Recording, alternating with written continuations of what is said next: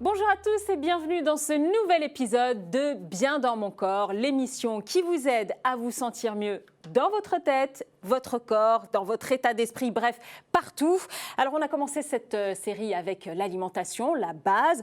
On va s'intéresser maintenant à l'activité, tout ce qui va vous permettre de bouger. Et ça tombe bien puisque je suis accompagnée de la crème des coachs. J'ai nommé Sophie Yoljoglou. Bonjour Sophie. Bonjour Aïda.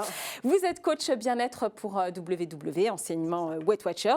Alors c'est un vrai problème de société Sophie puisque 28% de la population adulte mondiale est physiquement inactive. La tendance n'est pas franchement à l'amélioration, surtout en ce moment.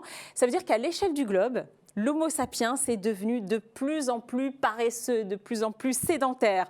Alors d'abord, une définition. Comment on définit sédentaire? Ça veut dire quoi exactement être sédentaire? Comment on reconnaît quelqu'un qui est sédentaire? Vous faites bien de soulever cette question, Aïda, parce qu'effectivement, la sédentarité, c'est pas du tout ce à quoi on s'attend. On peut être sportif et sédentaire. Ah bon? C'est-à-dire que quelqu'un de sédentaire, c'est quelqu'un qui passe 8 heures par jour assis sans bouger. Voilà. Ah oui, on est nombreux dans ce cas. Et oui, et vous pouvez faire 3 fois par semaine un jogging et être sédentaire pour autant. Donc là, il s'agit plus de bouger et pas forcément de faire du sport, mais on parle plus d'activité physique. D'accord. Il s'agit plus de bouger, marcher, etc.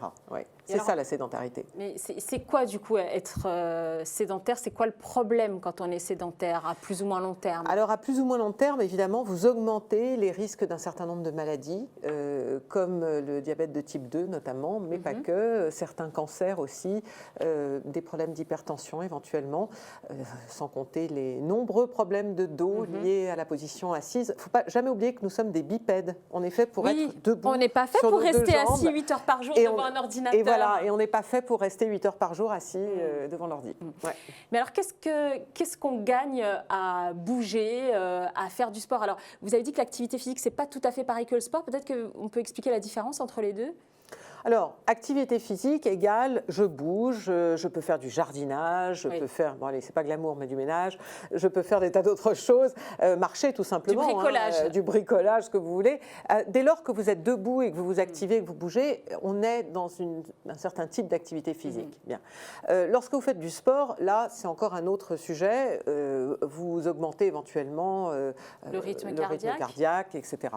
Mais les gens pensent qu'il faut se transpirer. Et c'est curieux, mais on lie cette histoire de transpiration à l'idée de perdre du poids. Vous voyez en réalité, si vous avez une alimentation saine et équilibrée et que vous arrivez à adjoindre ça à une régularité dans votre activité physique, alors vous êtes déjà probablement à environ 20% de plus de chances de réussir à perdre du poids, si c'est votre objectif. Ou en tout cas, à le maintenir. Voilà. Mais le sport, quand même, de transpirer, dites-moi que ça aide, Sophie, s'il vous plaît, dites-moi que ça aide. Écoutez, le sport va vous donner tout simplement une meilleure qualité de vie. Vous allez vous sentir mieux. Le sport, il a une action directe sur la production hormonale. Ouais, sur le cerveau. Et voilà, sur le cerveau. Alors, sans aller dans les détails techniques, la production d'endorphines notamment, vous serez de meilleure humeur. Vous êtes plus à même de gérer votre stress. Et donc, par ricochet, de faire de meilleurs choix alimentaires aussi. L'activité physique va avoir d'autres aspects, mais celui-là, il n'est pas à négliger parce qu'il aura une importance vraiment cruciale, notamment dans la non-reprise de poids, lorsque vous en avez perdu. Ben oui, parce que si vous choisissez une activité physique que vous aimez, et que vous faites donc régulièrement, vous vous préservez finalement plus facilement, et ça a été étudié, il y a des recherches scientifiques sur le sujet, qui prouvent que les gens qui ont perdu du poids, qui se sont stabilisés, ceux qui arrivent à bien maintenir leur poids pendant plusieurs années, ce sont ceux qui ont choisi une activité qui leur plaisait et qui continuent. Vous savez, ça a une sorte de rôle d'allumage, comme quand vous allumez le moteur d'une voiture. Hein, ça envoie un petit peu cette étincelle. C'est le booster, c'est l'étincelle de la motivation aussi pour pouvoir faire des choses qui sont en cohérence, en alignement. Le mot est à la mode. Voilà, je fais attention à mon corps, donc eh bien, je fais de l'activité physique. Ça me donne envie de faire plus attention aussi à ce que je mange dans mon assiette. Évidemment.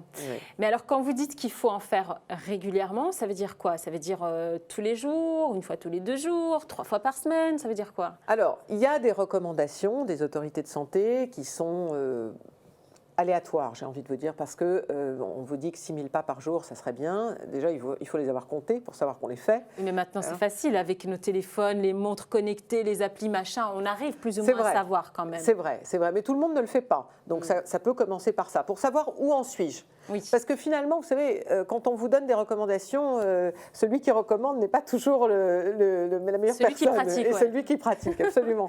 Donc il faut pouvoir voir où vous en êtes dans votre vie.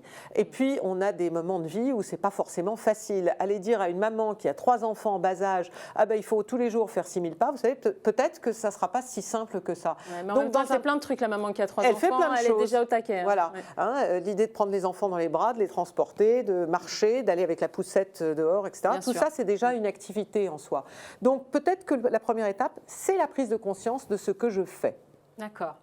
Et à ce moment-là, on pourra définir si c'est régulier ou pas.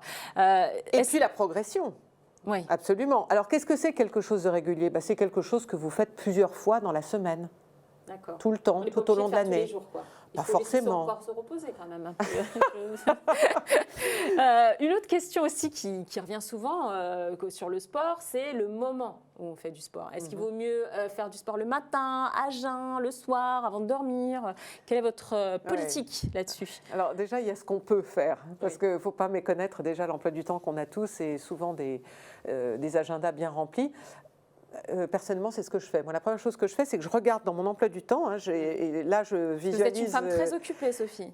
Je visualise sur le papier, à l'ancienne, parce qu'on voit la semaine en entier sur le papier. Vous voyez. Et sur la semaine, je regarde quels sont les jours et les moments dans la journée où je vais pouvoir faire quelque chose. Et c'est peut-être une astuce à donner à nos téléspectateurs, c'est de mettre ce moment qui va être réservé à l'activité physique dans votre agenda. Comme un rendez-vous, quoi. C'est ça, c'est un rendez-vous avec vous-même. Ouais. Qu'est-ce qu'il y a de plus important que Finalement, vous-même? on note les rendez-vous avec les autres, on note même pas les rendez-vous avec nous-mêmes, c'est dingue. Voilà. Donc, il y a un mot qui est très à la mode en ce moment, on parle de bienveillance. Eh bien, veillez bien sur vous-même, c'est-à-dire commencez par prendre des rendez-vous avec vous-même pour pouvoir faire cette activité. Alors après, à quel moment de la journée vous aurez choisi le moment, j'imagine, aussi en fonction du type d'activité que vous pratiquez. Parce que toutes les activités ne sont pas identiques. Courir, c'est pas pareil que le pilate, par exemple. Et oui, certaines activités vont augmenter les pulsations cardiaques, d'autres vont ralentir le cœur. Alors, bien entendu, et on en reparlera de façon plus extensive dans une émission ultérieure, mais bien entendu, le matin, le soir, on ne va pas privilégier les mêmes choses.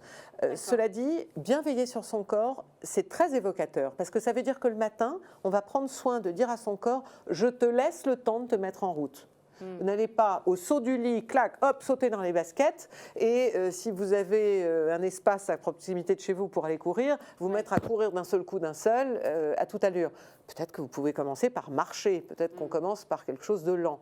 Et le soir, de la même façon, avant d'aller vous coucher, si vous faites du cardio, du fitness, du je ne sais quoi, finalement, vous allez un peu à l'encontre de ce dont votre corps a besoin. Donc, on peut le faire, mais peut-être prenez soin de laisser aussi un espace-temps pour que ça puisse redescendre ou aider votre corps à redescendre à la fin de l'exercice. Et on revient à cette notion de bienveillance et bien veiller sur nous-mêmes et bien nous connaître du coup. Oui.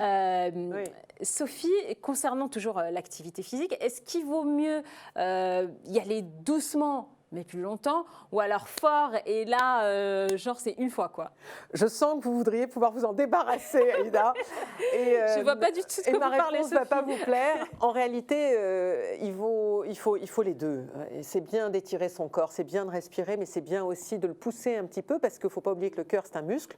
Donc, l'exercer, c'est lui demander d'aller là où il peut. Alors, attention, là encore, chacun est différent. On n'est pas tous à même de préparer les Jeux Olympiques et on n'a pas tous le même âge. Ça, c'est sûr. Et on n'a pas tous les mêmes habitudes. Donc, déjà, de faire une synthèse de votre état, de savoir si votre corps vous permet de faire ces mouvements-là, si ça ne vous fait pas mal, écoutez-le, votre corps, il vous parle. Quand vous avez mal, c'est que ce n'est pas bon pour vous.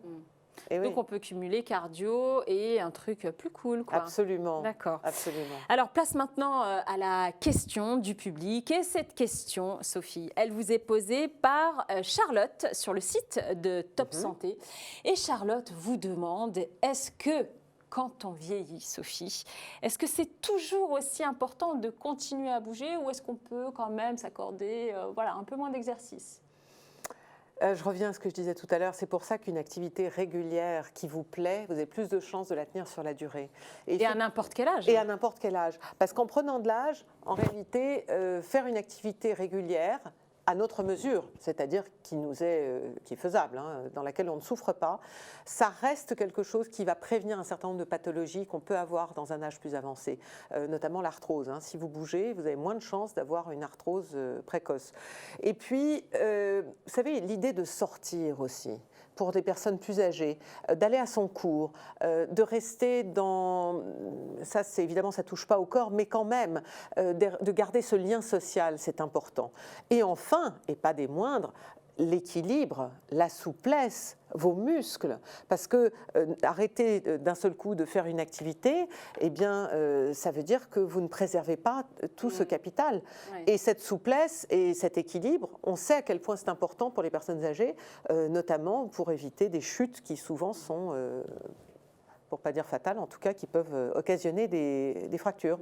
Bref, ça s'entretient, on s'entretient et Mais on oui. veille bien sur nous, Et oui, surtout. Absolument. Merci beaucoup, Sophie. C'était Merci à un vous, Aïda. plaisir. Je crois que je vais aller courir quelques kilomètres, mais doucement. Commencez tout doucement, à votre Vous venez mesure. avec moi, j'espère. Privilégier la progression. Non, je ne viendrai pas avec vous parce que ce n'est pas quelque chose que j'aime. Donc, je sais que je ne le ferai jamais sur la durée. Alors, non, je préfère une autre activité. Alors, qui vous me revenez convient. avec moi pour le prochain épisode, Sophie. On verra ensemble oui. comment, justement, Ça oui, absolument. avoir une activité physique régulière. Je vous souhaite une bonne séance de sport. Vous verrez, ça vous fera du bien. À très bientôt sur Top Santé TV.